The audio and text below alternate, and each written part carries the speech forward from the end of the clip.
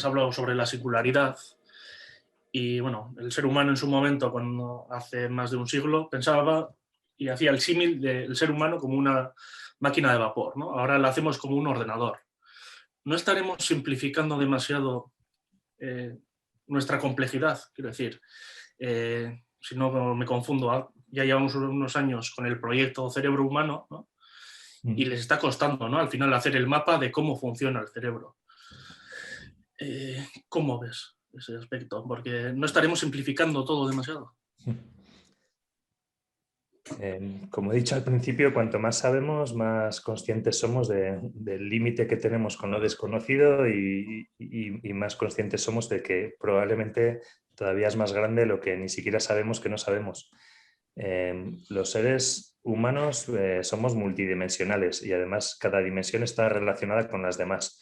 Nuestras emociones se relacionan con nuestro pensamiento, que es racional, y está todo eso relacionado también con la parte biológica, influye por ejemplo, la modulación o la generación de mensajes como las hormonas o en la manera en la que digerimos y aprovechamos los nutrientes de los alimentos y, por supuesto, todo eso está también relacionado con cómo convivimos en grupos.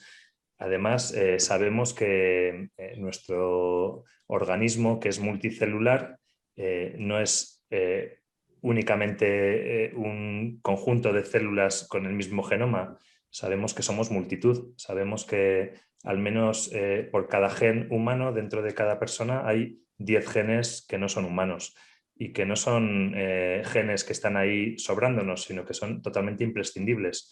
No podríamos digerir, no podríamos tener nuestra capacidad de defendernos con nuestro sistema inmunitario y ni siquiera podríamos ser capaces de estar vivos, ¿no? Y entonces, bueno, estamos poco a poco, vamos modelizando o digitalizando aspectos concretos. Has mencionado el proyecto Brain, que lo que intenta es digitalizar o modelizar pues, todas las sinapsis y todas las neuronas y todas las células auxiliares de un cerebro, pero eso es solo una parte y bueno, eso va a servir y nos servirá para mucho, ¿no? Por ejemplo, cuando queremos saber si mañana es un buen día para ir a la playa o para ir a un monte o a otro, pues cada vez nos fiamos más de los modelos digitales meteorológicos. Hace no muchos años lo mejor que teníamos era preguntar a un pastor y ahora tenemos esas herramientas.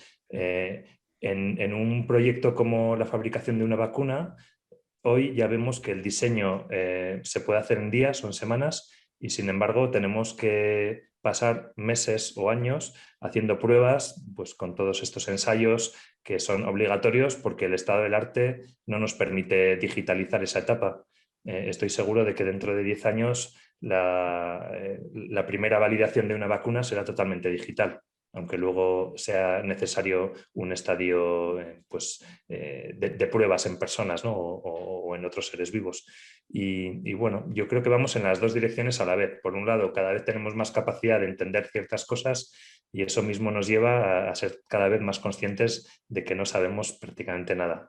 Y obviamente de todo lo que acabo de hablar es de lo que somos capaces de percibir con nuestros sentidos, que es súper limitado. Claro, eso es Por otro. ejemplo, el espectro electromagnético que somos capaces de percibir, pues ya sabemos que es súper limitado, pero hay otras partes de la realidad que ni siquiera sabemos que están ahí, ¿no? Sabemos que nuestros modelos sobre la realidad son muy, muy imperfectos. Para aplicarlos a cosas tan visibles como los planetas, las estrellas o las galaxias, tenemos que poner un montón de variables adicionales a las que llamamos desconocido, ¿no? Energía oscura o materia oscura y tenemos que poner un montón de correcciones.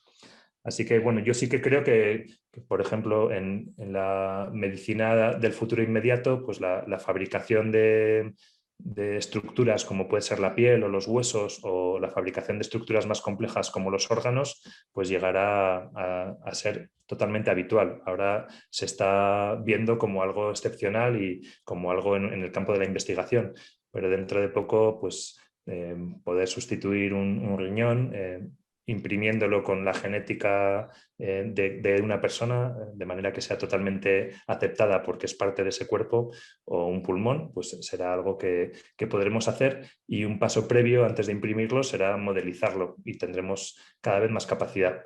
Igual que pasó con la electrónica, que al principio teníamos, o con la fabricación, ¿no? Teníamos sistemas CAD muy básicos o sistemas de diseño de circuitos muy básicos. Poco a poco fueron siendo cada vez más fiables, funcionaron cada vez más, mejor, y hoy no diseñaríamos un circuito integrado a ojo, ¿no? o de forma artesanal. Lo hacemos con sistemas digitales, y tampoco diseñamos la estructura de un edificio con una regla de cálculo o con un lápiz. La diseñamos con un sistema digital, y eso mismo haremos con todo lo que tiene que ver con un ser vivo.